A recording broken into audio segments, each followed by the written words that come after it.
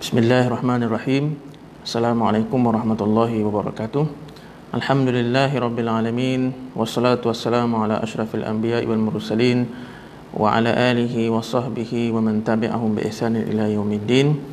Rabbi shrah li sadri wa yassir li amri wahlul 'uqdatam min lisani yafqahu qawli.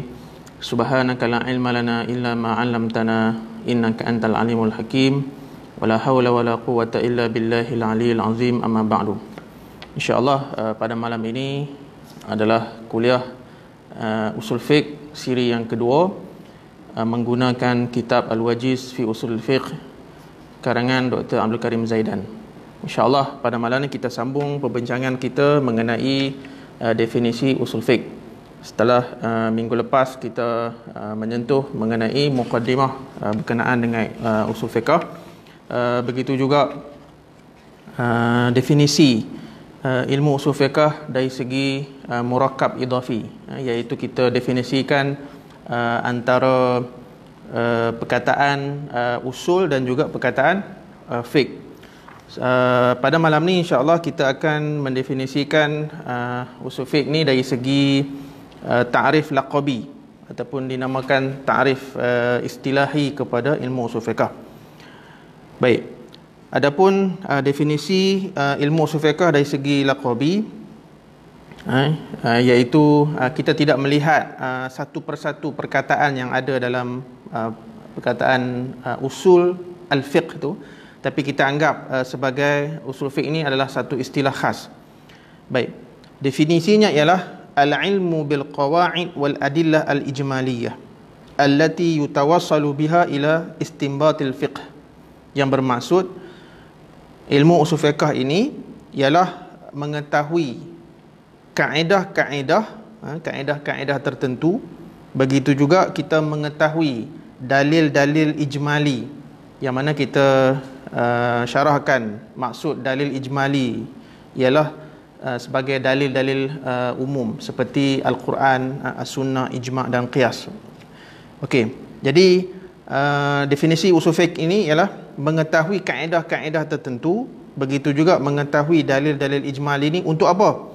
Allati yutawassalu biha ila istinbatil fiqh, yang mana bila kita mengetahui kaedah ini, kita mengetahui dalil-dalil ijmali ini, boleh menyampaikan kita kepada bagaimana kita nak istinbatkan hukum fiqh. Jadi ini adalah definisi usul fiqh. Sebab itu kita lihat kan definisi fiqh. Kalau fiqh dia sebut apa? Al-ilmu bil ahkam syar'iyyah, kan? Al-ilmu bil ahkam al-ilmu bil ahkam syar'iyyah al-amaliyah al-muktasab min adillatiha at-tafsiliyah. So kalau ilmu fiqh ni kita kata mengetahui hukum syarak, itu hukum fiqh. Sekarang ni ilmu usul fiqh ialah mengetahui kaedah-kaedah istinbat hukum, yang mana dengan kaedah ini kita boleh tahu hukum fiqh. Okey, jadi sebab itu kita dapati bahawa terdapat satu kaitan yang amat rapat antara ilmu usul fiqh dengan ilmu fiqh. Dan kita dah sebut pada minggu lepas bahawa sebenarnya tanpa ilmu usul fiqh ini tidak akan lahirlah hukum fiqh. Baik. Jadi mengetahui kaedah-kaedah, mengetahui kaedah-kaedah ataupun metodologi, yang dimaksudkan dengan kaedah di sini ialah qawaid usuliyah lah. Okey. Kita biasa dengar sebagai kita biasa dengar kaedah fiqh, qawaid fiqhiyah.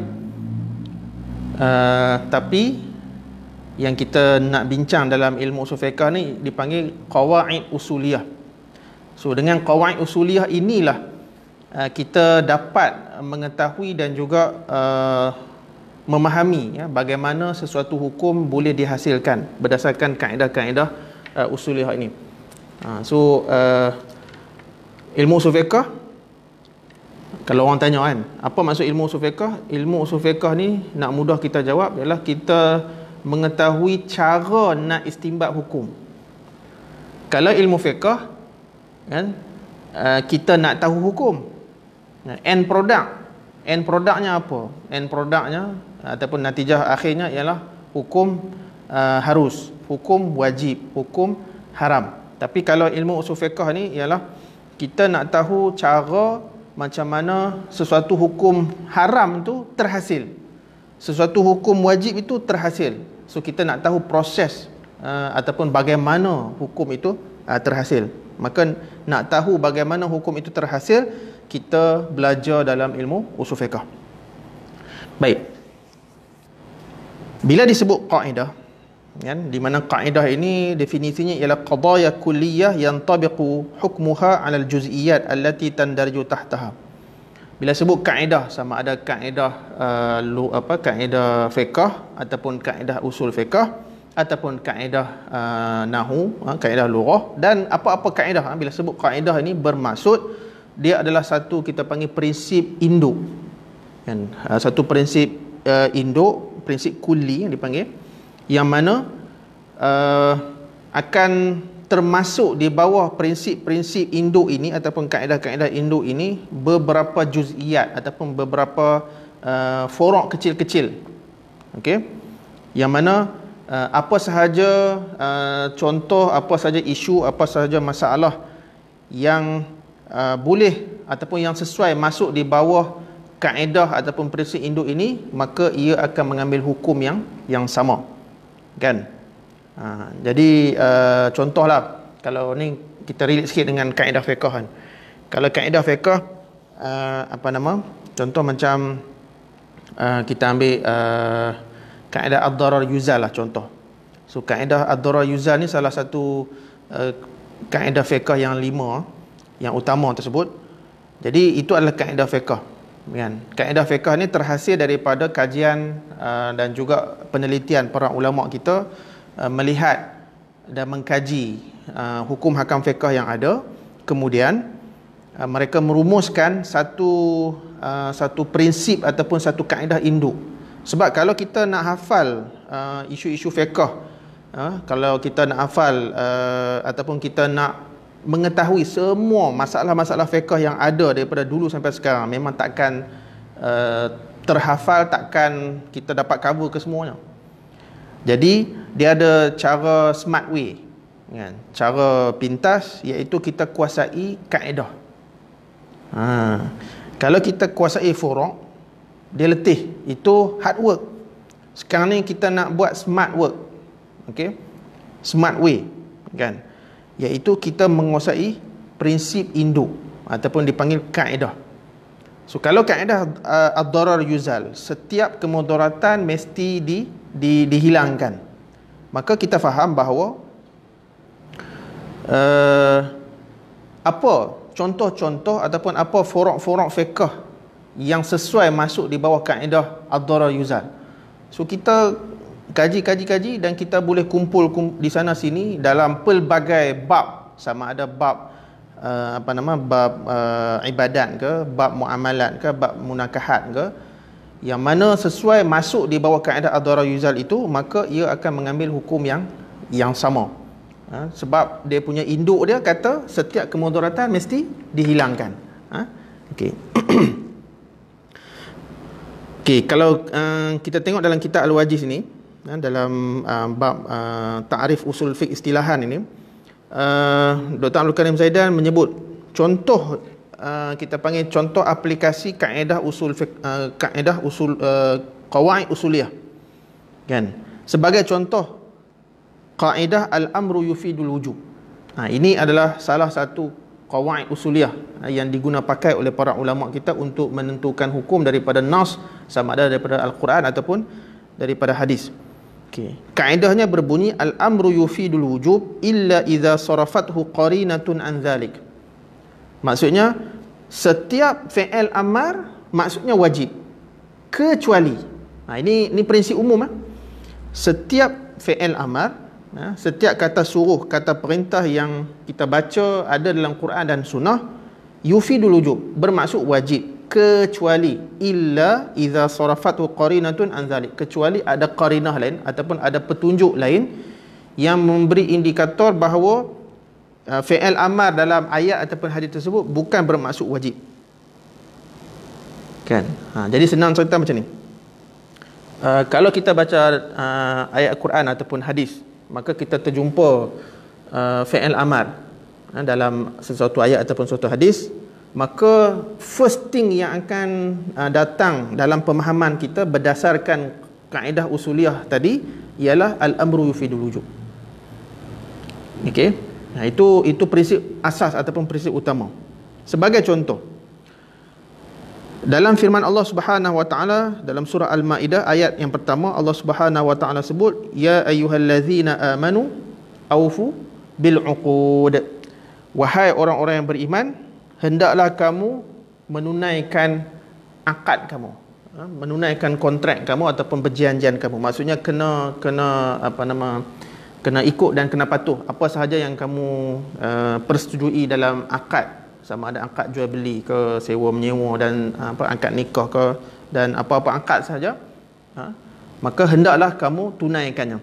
Okey, so syahid kita ataupun kita panggil fokus kita dalam ayat ini ialah perkataan aufu. Aufu ni adalah fi'il amar. Okey, jadi bila ia adalah fi'il amar, maka berdasarkan qawaid usuliyah yang ada dalam ilmu usul fiqh ini mengatakan bahawa al-amru yufidul wujub, iaitu setiap fi'il amar bermaksud wajib. Okey, illa idza sarafathu qarinatun an zalika, kecuali lah ada petunjuk-petunjuk lain yang menyatakan bahawa walaupun ia adalah fi'il amar tetapi maksudnya adalah sunat ataupun harus. Okey, jadi persoalan yang menarik mungkin orang tanyalah kan, apakah qarinah yang memalingkan daripada maksud wajib kepada maksud lain.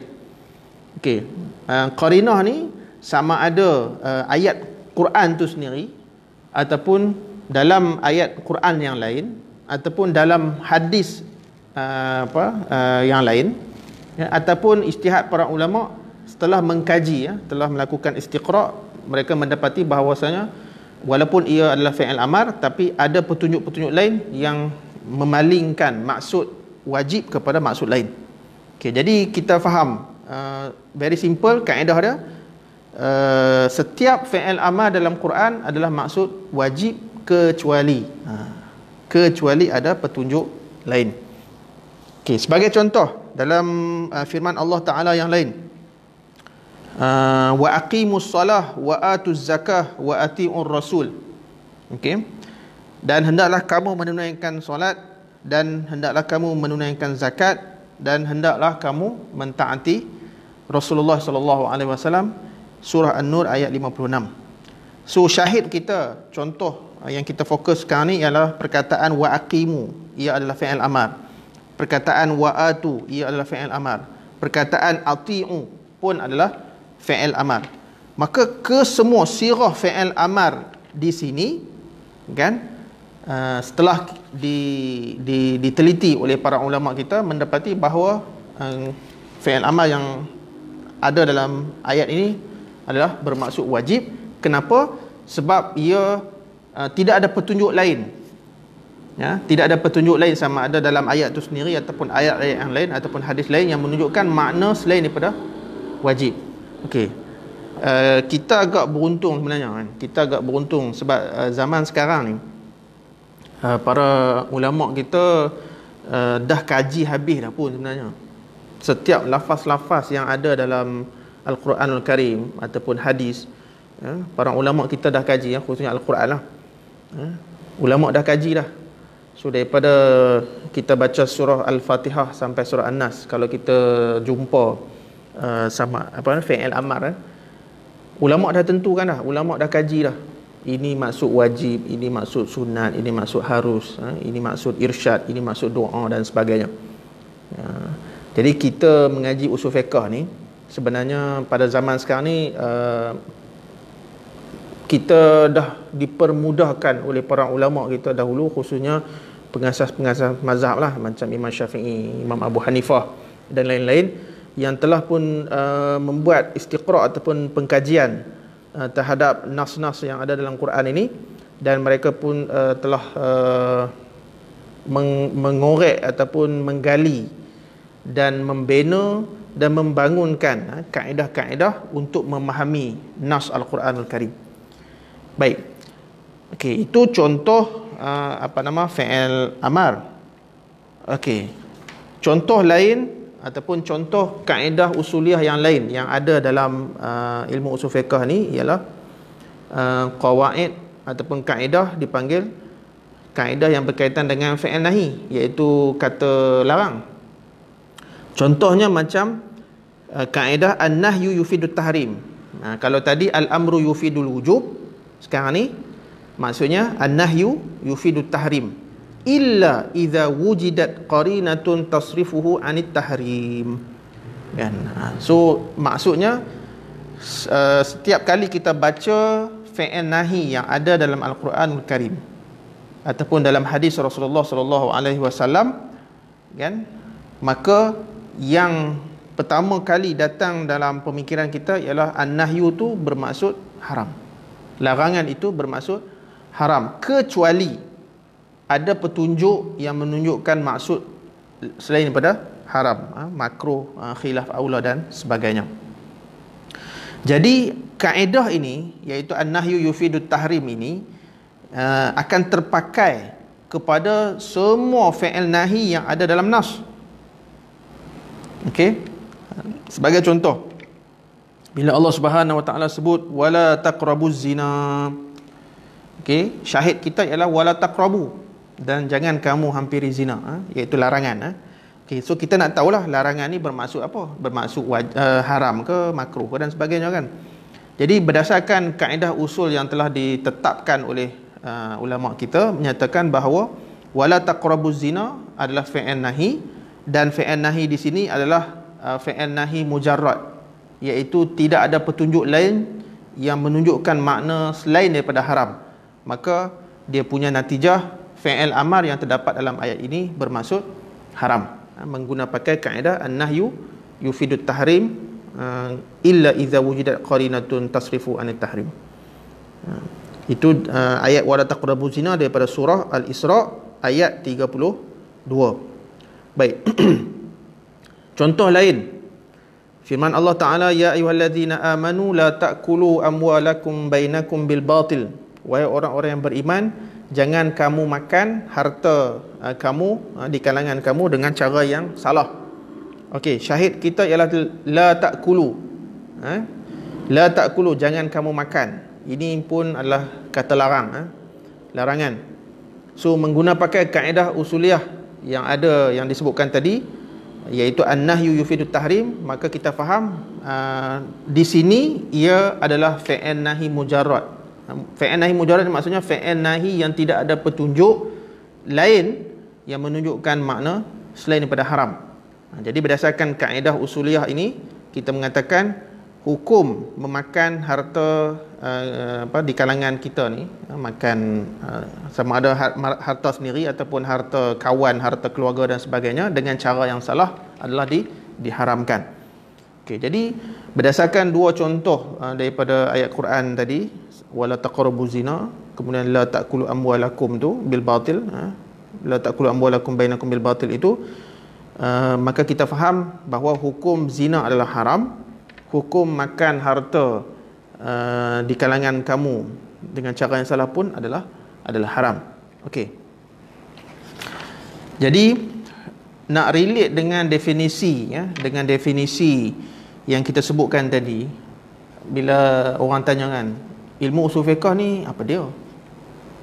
Kita belajar apa dalam ilmu usul fiqh ni, kan? Ni soalan yang selalu orang tanya, kan. Dan apa beza dengan hukum fiqh? So tadi kita sebutlah, kalau hukum fiqh kita tahu end product. Kalau usul fiqh kita nak tahu proses sebelum kita sampai kepada end product tersebut. So end productnya adalah hukum fiqh, iaitu halal, haram, wajib, sunat, makruh, harus tu. Tapi sebelum kita nak tahu hukum halal haram tu, dia ada proses dia, dia ada cara dia. Jadi kalau ilmu fiqh kita belajar end product, kita tahu dan kita faham end product, natijah akhir, produk akhir. Tapi kalau ilmu usul fiqh kita belajar proses tu, proses daripada awal tu sebelum boleh sampai kepada end product tu. Itu beza dia. Okey. Dan kita faham bahawa kita nak tentukan hukum hakam dalam fiqh ini, dia mesti berdasarkan dalil. Bila sebut dalil ataupun nas, sama ada Al-Quran ataupun hadis. Tapi Al-Quran dan hadis sudah berhenti dengan wafatnya Rasulullah sallallahu alaihi wasallam. Jadi kalau perkara yang disebut dalam Quran dengan hadis, kita boleh gunakan qawaid yang ada, yang digariskan oleh para ulama usul fiqh untuk kita istinbat hukum. Tapi kalau bagi perkara-perkara yang baru, kan, perkara-perkara kontemporari yang mana kalau kita boleh rojok dan ada kaitan daripada ayat Quran dengan hadis, maka kita boleh ambil sumber Quran dengan hadis melalui cara qiyas. Tapi kalau tak ada, okay, dalam Quran pun tak ada nas, dalam hadis pun tak ada nas, maka sebenarnya kita masih ada lagi sumber-sumber tambahan seperti maslahah mursalah, istihsan, sadul zari'ah, uruf, istishab dan lain-lain. Jadi ilmu usul fiqh ni sebenarnya dia mencakupi perbincangan kaedah-kaedah ataupun metodologi ataupun cara-cara, kaifiat bagaimana kita nak membina hukum daripada nas, ataupun bagaimana kita nak menggunakan sumber-sumber tambahan ini sebagai instrumen kita dalam pembinaan hukum fiqh. Baik. Okey, seterusnya menurut Dr. Abdul Karim Zaidan, dengan kaedah-kaedah usul fiqh ini, kan, yang kita sebut tadi ni dua contoh saja, kan, iaitu al-amru yufidul wujub, kemudian an-nahyu yufidut tahrim.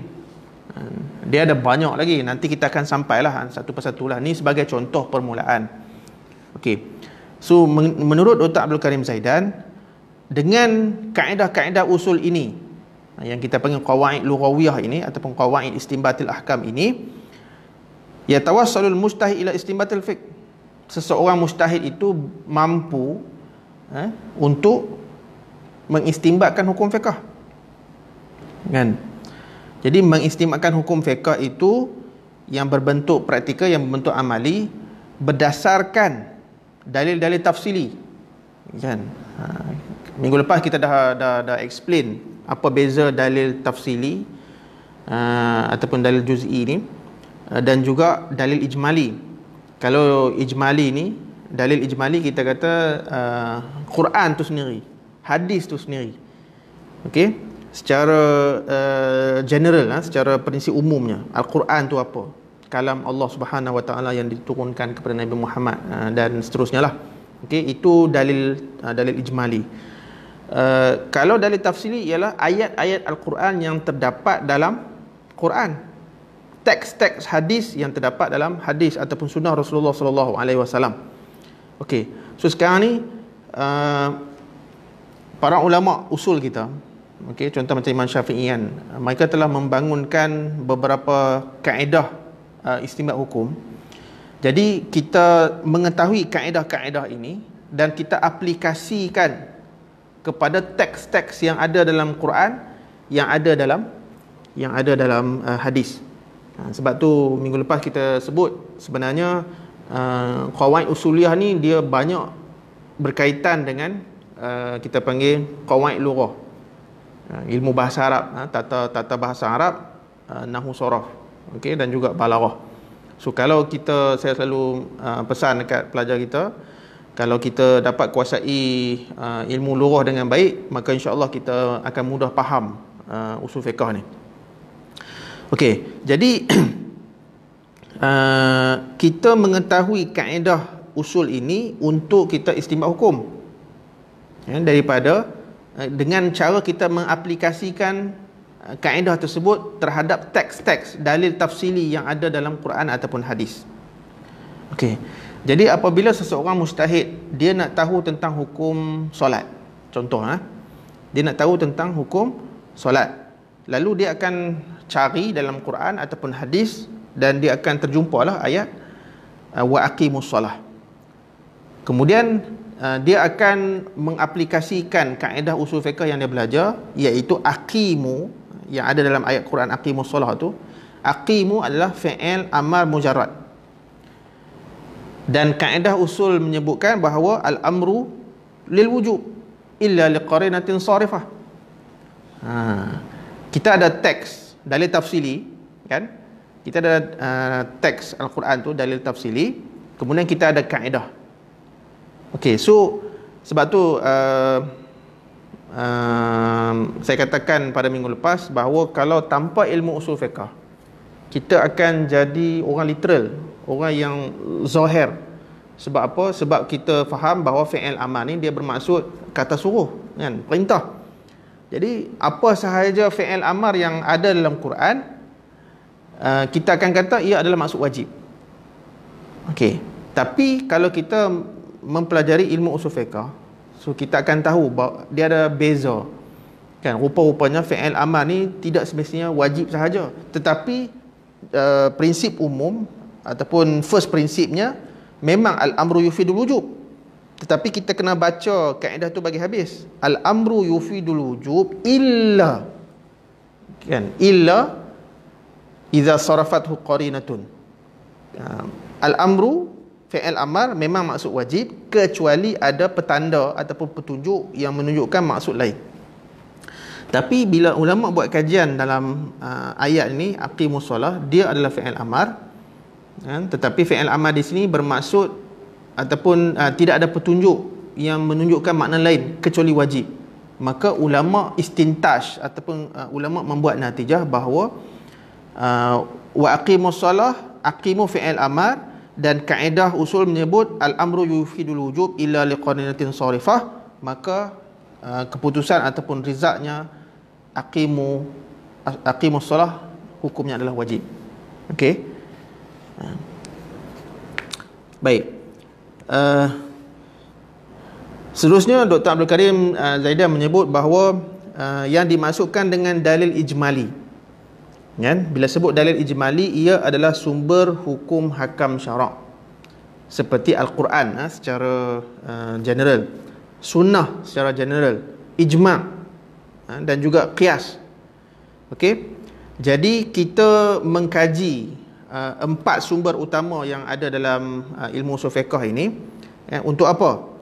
Dari segi kita mengetahui kehujahan keempat-empat sumber utama ini, dan juga kedudukan keempat-empat sumber ini sebagai satu instrumen untuk ataupun sebagai satu bahan untuk kita istidlal ataupun istinbat hukum daripadanya, dan juga bagaimana cara kita memahami, ya, ni antara subjek yang dicakupi oleh ilmu usul fiqh, kan? Yang pertama, kita tahu dalil ni secara kedudukan dan kehujahannya. Kemudian kita nak tahu cara semantik ayat.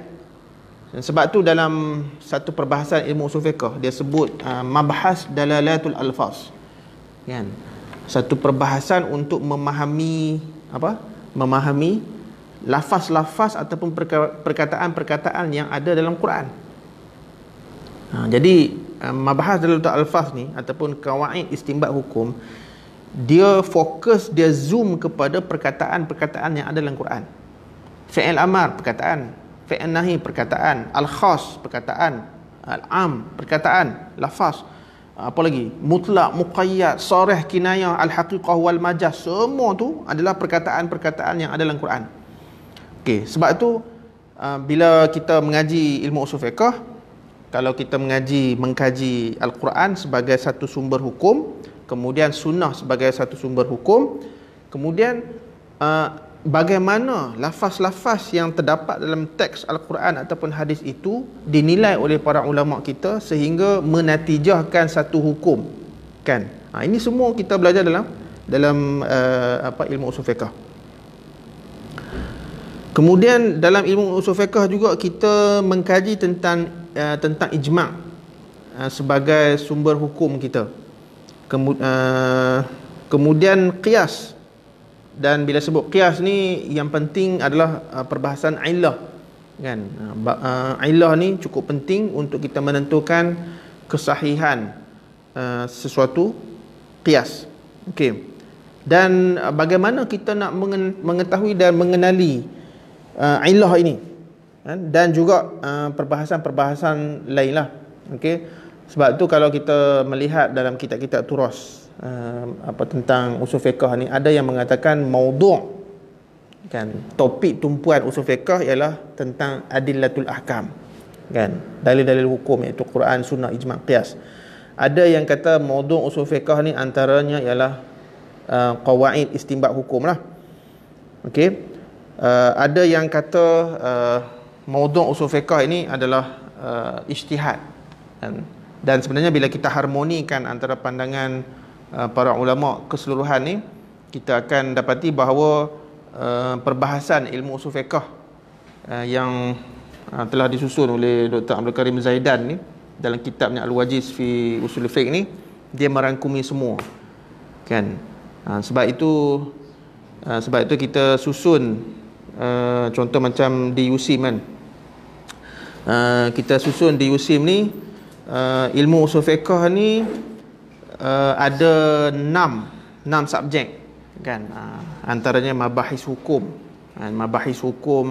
kemudian mabahis adillatul ahkam, mabahis dalatul alfaz, kemudian mabahis ta'arud wa tarjih, mabahis ijtihad, kemudian apa lagi, maqasid syariah dan lain-lain. Okey, sebab itu semuanya di cover oleh ilmu usul fiqh yang moden, khususnya dalam kitab usul fiqh ni, dalam kitab usul fiqh Al-Wajiz ni. Sebab tu Dr. Abdul Karim Zaidan ni dia meletakkan semua perbahasan ilmu usul fiqh ni dalam kitab Al-Wajiz ni. Sebab tu macam minggu lepas saya katakan bahawa Al-Wajiz ni antara kitab favorite saya dalam bila kita merujuk tentang usul fiqh lah. Baik, kemudian istilah yang seterusnya kita sebut al-usuli, kan, iaitu seorang ulama yang pakar dalam bidang usul fiqh. Kalau orang yang pakar dalam bidang fiqh dipanggil al-faqih.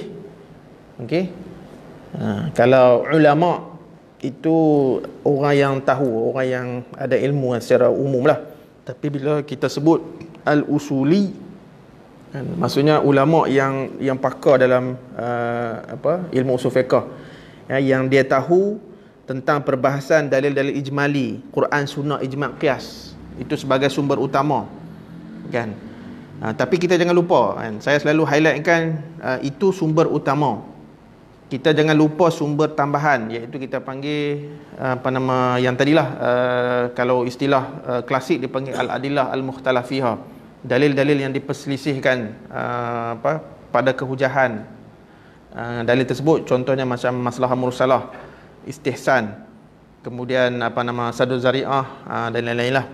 Okey, jadi bila disebut al-usuli, ialah orang yang mengkaji tentang dalil-dalil ijmali dari segi kehujahannya dan bagaimana cara maksud lafaz-lafaz yang terdapat dalam Al-Quran ataupun dalam sunnah.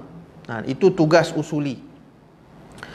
Manakala orang faqih, kan, istilah faqih ini ialah orang pakar yang mengkaji dalil-dalil juz'i, kan. Kita ada dalil tafsili, kita ada dalil ijmali, itu dipanggil Quran, sunnah, ijma', qiyas. Kita ada dalil tafsili ataupun dalil juz'i, iaitu teks-teks ataupun ayat-ayat Quran tu sendiri. Quran tu mushaf, kan, satu mushaf tu itu dipanggil dalil ijmali, kan. Kalau dalil tafsili, ayat-ayat yang terdapat dalam mushaf tu itu dipanggil dalil juz'i ataupun dalil tafsili. Jadi ulama usul sebenarnya tugas dia mengkaji dalil ijmali tu, mushaf tu, dari segi apa? Yang tadi kita sebut, dari segi definisi dia, dari segi kehujahan dia. Kemudian lepas tu baru dia pergi ke aplikasi. Dia ambil contoh-contoh dalil tafsili yang ada dalam Quran tu untuk dia aplikasi kaedah yang diasaskan. Okey. Jadi kalau faqih, ulama fiqh, depa mengkaji direct terus apa nama ayat Quran. Okey, sebab tu kan kalau kita tengok dalam kitab-kitab fiqh kebanyakan kitab fiqh dia sebut hukum terus. So dia contoh macam as-salah wajibah. As-salah wajibatun. Solat adalah wajib. Dalilnya firman Allah Taala wa aqimus solah. Itu kebiasaan dalam kitab fiqh. Tapi kalau dalam kitab usul fiqh, first dia akan bincang Quran tu apa? Apa definisi dia? Apa ciri-ciri dia? Okey? Apa mumayyizat dia? Kemudian apa dalil kehujahan Quran? Boleh tak kita jadikan Quran sebagai hujah? Jadi ulama usul dia akan kaji yang tu dulu. Bila dia kaji yang tu dulu, kemudian baru dia pergi. Okey, sekarang ni kita buat aplikasi, kita ambil contoh ayat Quran. Wa aqimus solah. Wa aqimu ni adalah fi'il amar. Kata perintah. Kata perintah kalau ikut kaedah usul al-amru yufidul wujub illa liqarinatin sarifah.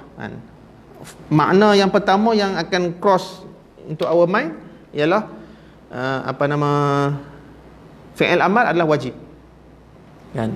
Fi'il amal adalah wajib kecuali ada petunjuk lain yang memesongkan ataupun yang memalingkan maksud wajib kepada maksud sunat.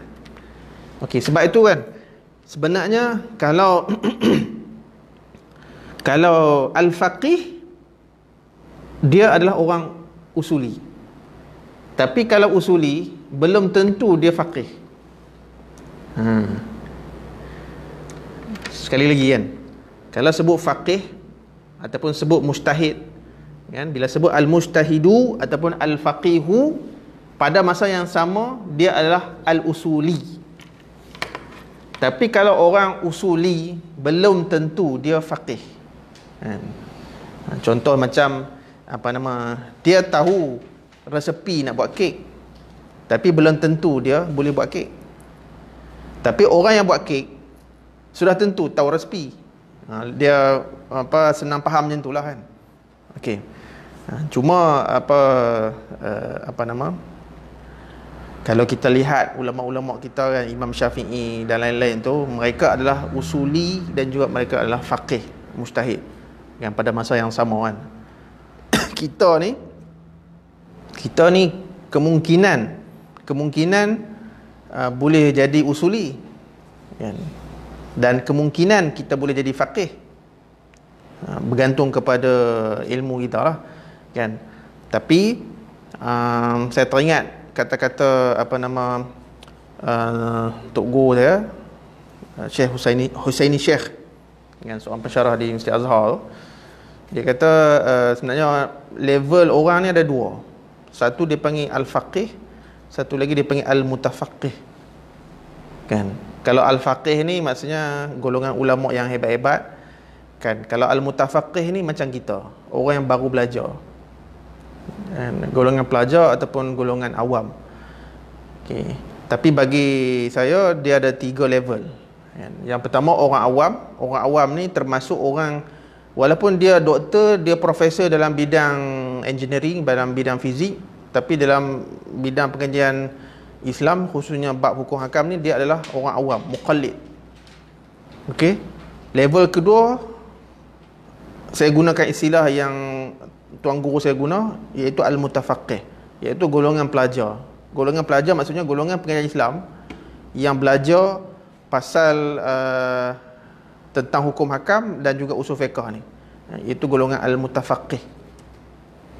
Golongan ketiga baru al-faqih, iaitu memang yang expert lah.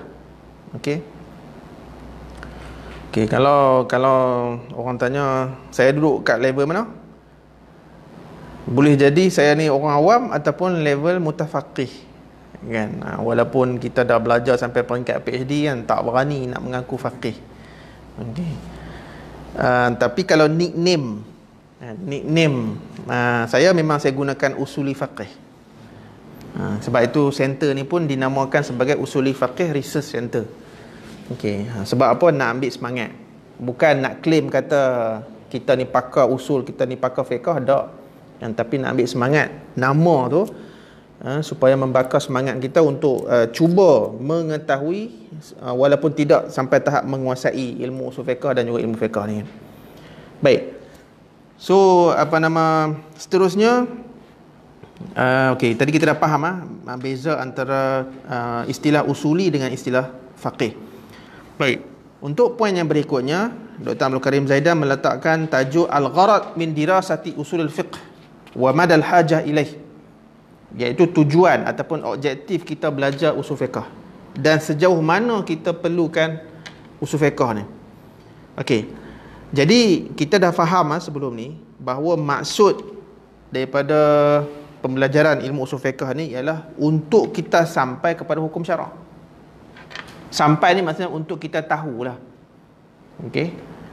Kita baca Quran, kita baca hadis, kita jumpalah beberapa ayat ataupun hadis, beberapa teks yang menggunakan fi'il amar, yang menggunakan fi'il nahi sebagai contoh. Okey. Jadi kita nak tahulah hukum dah. Sebab kalau kita belajar bahasa Arab, fi'il amar maksudnya talabu fi'lin, kan, tuntutan untuk buat. Kalau fi'il nahi, talabu tarkin, tuntutan, tapi tuntutan untuk ditinggalkan. Dan talabu fi'lin dengan tarkin ni dia ada beberapa level.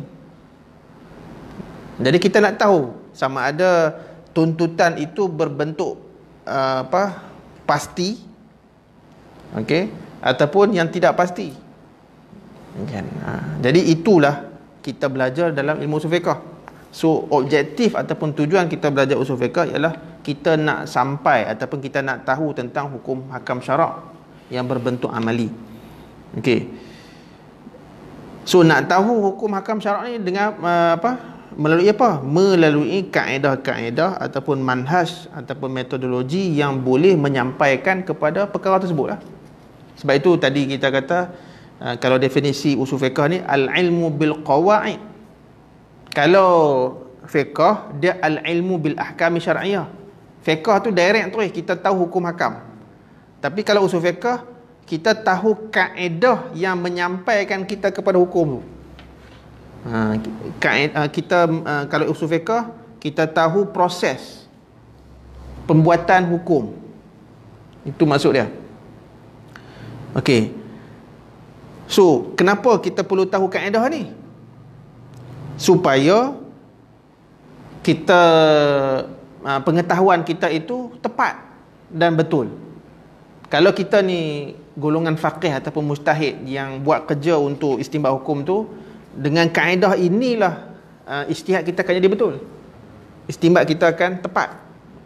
Kan, kalau tidak kita akan meraba-raba ataupun kita berdasarkan kefahaman yang mungkin menyeleweng ataupun terpesong.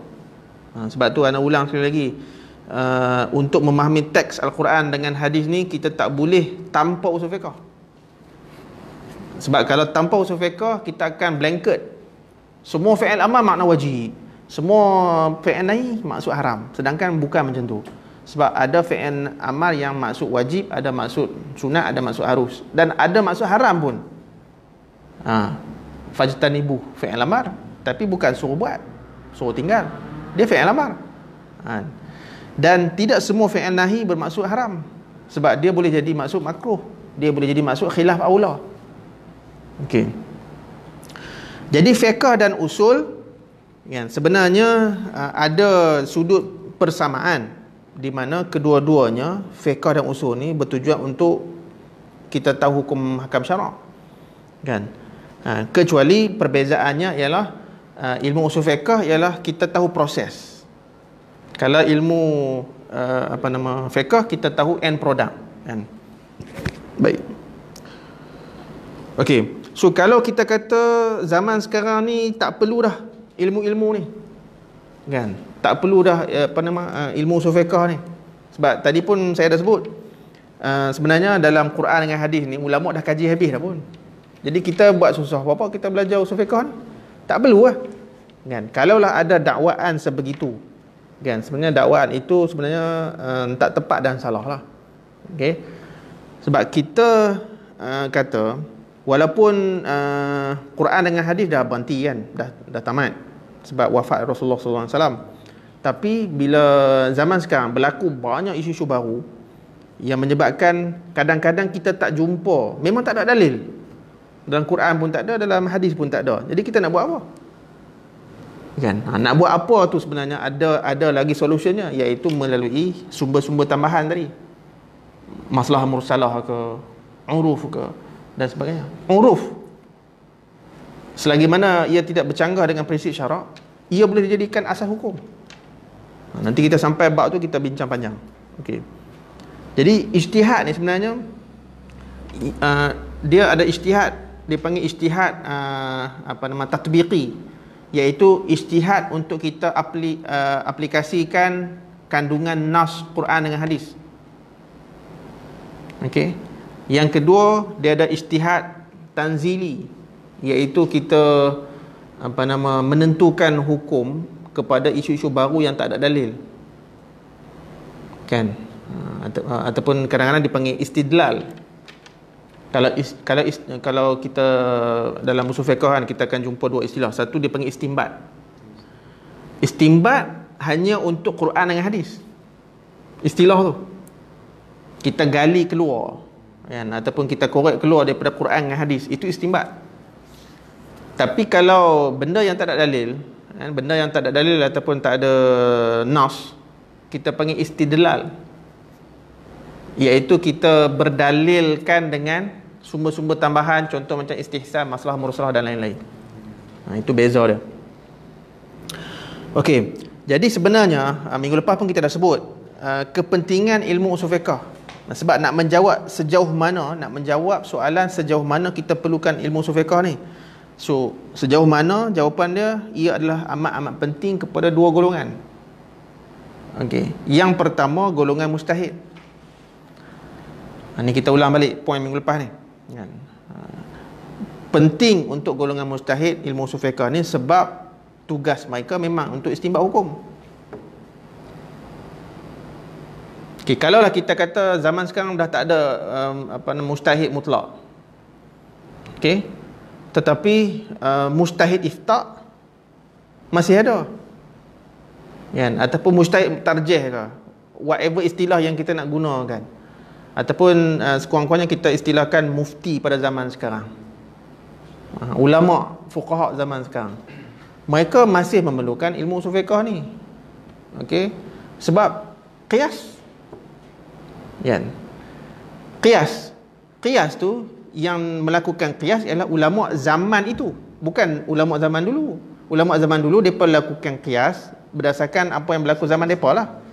Zaman sekarang takkan kita nak mengharapkan kitab fiqh melakukan qiyas untuk kita kan, sebab kitab fiqh pun terhad zaman mereka sahaja. Kita zaman sekarang berhadapan dengan isu baru, maka ulama zaman sekarang lah kena melakukan qiyas kalau sesuai. Kalau tak boleh qiyas, kita kena carilah alternatif. Gunakan sumber tambahan, masalah mursalah ada, istihsan ada, uruf ada, sadu zari'ah ada kan, syaruk man qablana mungkin tak apa aplikasi kat sini kan. Jadi penting fuqaha zaman sekarang untuk tahu usul fiqh. Okey, kemudian siapa yang tak sampai kepada tahap mujtahid, iaitu yang tadilah golongan orang awam dan juga golongan mutafaqih, golongan pelajar ni. Kalau mereka tak sampai tu pun kena tahu usul fiqh juga. Kita tanya buat apa? Bukan kerja mereka untuk istinbat hukum, bukan kerja mereka nak tanzil hukum.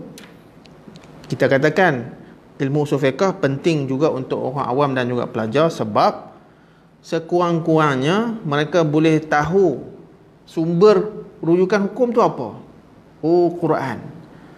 Quran tu apa? Definisi ialah sekian. Ciri-cirinya apa? Sekian. Dalil kehujahannya apa? Sekian. Dalam isu hukum solat wajib, ulama guna dalil apa? Wa aqimus solah. Itu sekurang-kurangnya untuk orang awam. Bukan kita nak suruh mereka belajar usul fiqh kemudian bertindak sebagai mujtahid, tak. Sebab itu ilmu usul fiqh ni penting untuk golongan mujtahid dan juga orang awam. Dan yang paling menariknya, poin yang disebut oleh Dr. Abdul Karim Zaidan dalam kitab dia Al-Wajiz ni, dia kata sebenarnya usul fiqh ni bukan setakat untuk pengajian Islam saja, untuk semua bidang. Untuk doktor, untuk lawyer lagi lah kan. Dan lawyer kan, orang law ni, dia perasan tak perasan, kebanyakannya mereka guna konsep usul fiqh. Contoh macam mereka merujuk kepada penghakiman lepas. Okey, itu konsep qiyas. Cuma mereka gunakan precedent case kan, case terdahulu kan. Jadi bila mereka lihat kes terdahulu, didapati dia punya penghujahan ataupun apa saja yang berkaitan tu boleh disamakan untuk dijadikan hujah, penghujahan dalam perbicaraan sekarang. Jadi bersandarkan kepada kes terdahulu, mereka mengatakan sepatutnya keputusan hakim mesti sekian. Itu konsep qiyas. Jadi kalau orang yang belajar law, dia belajar usul fiqh, memang cantik sangat kan, sebab konsep dia lebih kurang kan. Orang belajar engineering pun patut tahu juga usul fiqh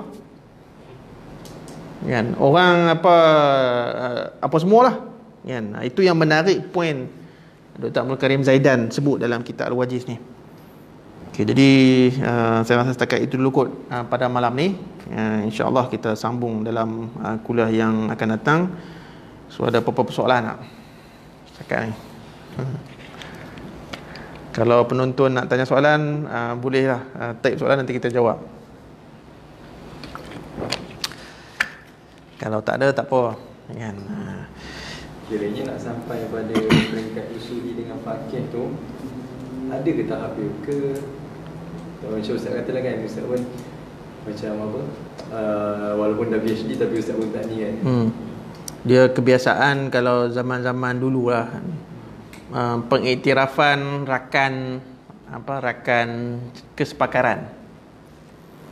Okey, sebab itu Imam Malik ke contohnya, Imam Syafi'i apa semua tu kan, sehingga diiktiraf oleh rakan-rakan ataupun tok guru mereka kan, barulah mereka mengajar dan sebagainya kan. Setengah ulama setelah di certified ataupun diperakukan oleh 30 orang rakan kesepakaran, oleh 50 orang, baru mereka berani nak nak ke hadapan. Okay, kalau konsep kita di Malaysia, di pondok-pondok, sehingga tok guru kata, "Mat, dah, hang boleh balik lah." Itu sebagai satu pengiktirafan kepada anak murid tu lah. Maksudnya hang boleh balik, buka pondok sendiri. Okay, tapi zaman sekarang ni, itulah kan, kita baru main kelas sekali, dapat satu jawapan, terus kita belagak kan. Apatah lagi dengan media sosial ni, kita ada follower ramai lagi lah kan. Kita jadi maghrur kan, terpedaya dengan follower tu, kita nak tunjuk pandai. Okay, so dari segi kadang-kadang kita bukan kata semua kan, ada yang bagus, ada ustaz-ustaz kita yang amat bagus, tawaduk dan sebagainya tu kan. Tapi yang kita nak jaga ni yang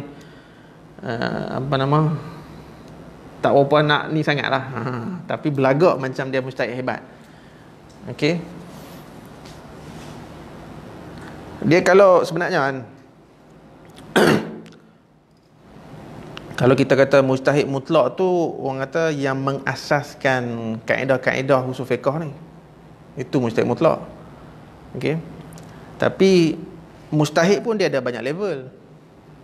Dan kalau kita lihat dalam kitab-kitab usul fiqh yang bincang pasal syarat-syarat mustahil, cuba kita tengok kan, sebenarnya taklah strict sangat sebenarnya. First syarat, mengetahui bahasa Arab. Okay, so mengetahui bahasa Arab ni, syaratnya tidaklah perlu sampai macam ulama lughah, Sibawayh ke, Farraq ke, dan Kisai ke dan sebagainya kan. Tak perlu sampai tahap tu. Sekurang-kurangnya bila kita baca Quran tu, kita faham maksud dia, itu pun dah memadai, dah boleh dipanggil mustahil. Tapi mujtahid mana? Mujtahid mutlak ke, tarjih ke, tanzili ke apa kan? Dia banyak level lah. Tapi maknanya dah boleh. Dia kira usuli, dah kira faqih lah. Kan? Maksudnya baca Quran, faham makna dengan tepat lah. Faham makna dengan mengikut kaedah usulnya. Dah boleh digelar sebagai seorang mujtahid. Syarat kedua, mengetahui Quran dari segi ulumul Quran. Okey. Hadis, mengetahui ulum hadis, riwayahnya dan sebagainya kan. Dan tidaklah perlu sampai tahap macam Imam Bukhari. Kan, at least kita baca satu hadis, kita tahu itu adalah hadis, sama ada sahih ke, hasan ke, dhaif ke dan sebagainya. Sekurang-kurangnya yang tu. Ini bukan darjat hadis sahih dhaif tu kita tak tahu. Matan tu pun kita tak tahu sama ada ia adalah hadis ataupun maudhu'. Ikut belasah aja. Kan, itu memang tak layak digelar sebagai seorang mujtahid. Kan. Syarat, antara syarat yang lain ialah mengetahui usul fiqh. Taklah perlu sampai kita jadi macam Imam Syafi'i. At least boleh rujuk kitab. Okey dah. Jadi kemampuan kita nak rujuk kitab setahap mana? Kena tanya diri kita lah. Kan? Kalau baca pun merangkak-rangkak salah faham dan lain tu, memang tak layak lah kita jadi usuli ataupun faqih tu kan. Boleh? Sebelum nak pandai tahqiq kitab atau nak jadi usuli tu mesti kuasai bahasa Arab lah. Itu syarat utama. Syarat utama. Kalau orang panggil nak jadi Islamic scholar tapi tak tahu bahasa Arab, kalau boleh duduk diam lah, jangan mengaku Islamic scholar lah. Kan? Sebab kita apa-apa pun semua, sebab sumber kita kan Quran dengan hadis. Quran hadis dalam bahasa Arab. Okey. Sama ada kita ni orang syariah, orang usuluddin, orang dakwah, rujukan kita Quran dengan hadis bahasa Arab. Jadi macam mana kita nak mengaku kita sebagai Islamic scholar? Islamic scholar tu dalam arti kata lain ulama lah, ataupun fuqaha lah, ataupun usuli lah. Kan? Cuma usuli ni dia mengkhusus kepada ilmu usul fiqh kan. Jadi prasyarat utama ialah mengetahui bahasa Arab. Ini beza fi'il amar dengan fi'il nahi pun tak tahu, fa'il marfu' pun tak tahu, masalah. Okey. Itu prasyarat dia lah. Kalau tahqiq kitab tu saya dah bodoh selesai FBN. Tengok tahqiq kitab lah. Tahqiq. Maksudnya dia macam dia baca kitab tu, dia boleh faham. Dia faham tu. Dia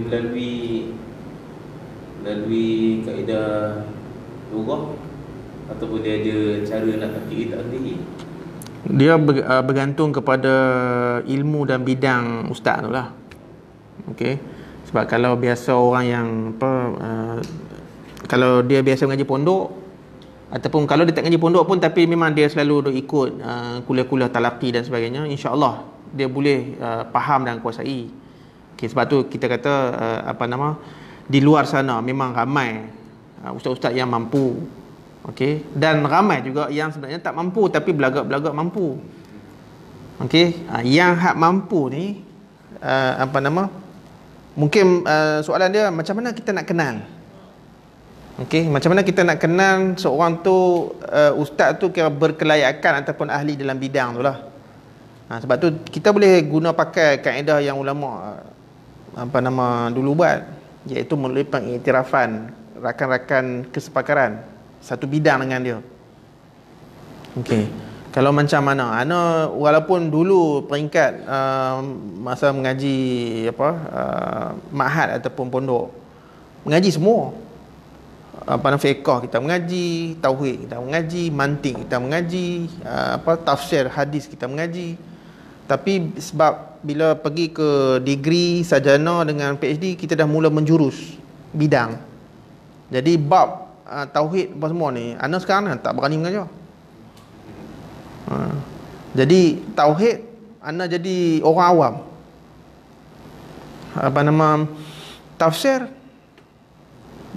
bolehlah sikit-sikit, tapi still consider sebagai orang awam. Kalau bidang fiqh, usul fiqh ni mungkin anak upgrade sikit kot, jadi mutafaqih, sebab kita tahu something, sebab kita belajar. Gitu kan. Jadi tengoklah kemampuan. Dan kadang-kadang kita sendiri boleh nilai ustaz tu dengan cara kita sendiri dah kemas dah. Kan, kita tahu bahasa Arab kan, nahwu saraf apa kita tahu, kita pergi kelas ustaz tu, kita dengar dia baca. Kalau ana pun dah berapa puluh tahun mengaji bahasa Arab ni, okey, kadang-kadang tersilap juga baris. Kan? So kalau kesilapan yang minimum tu kita boleh terima lagi lah. Kan? Tapi kalau memang tunggang langgang, baca tak pernah betul. Kan? Buka mulut je salah, buka mulut je salah. Kan? Kalau tersalah sekali skala 1 2 tu normal lah. Kan? Kita boleh maafkan. So kalau kita ni kemas, kita tahulah. Sebab macam kalau anak sebenarnya pengalaman kan, dikurniakan oleh Allah Subhanahu Wa Taala, bolehlah tahu, bolehlah baca Arab sikit kan. So kalau ada ustaz baru, okey, so anak kan dengar dia mengajar. Okey, kalau baca betul, syarahannya betul, maka kita dalam hati, ni ustaz ni bagus ni.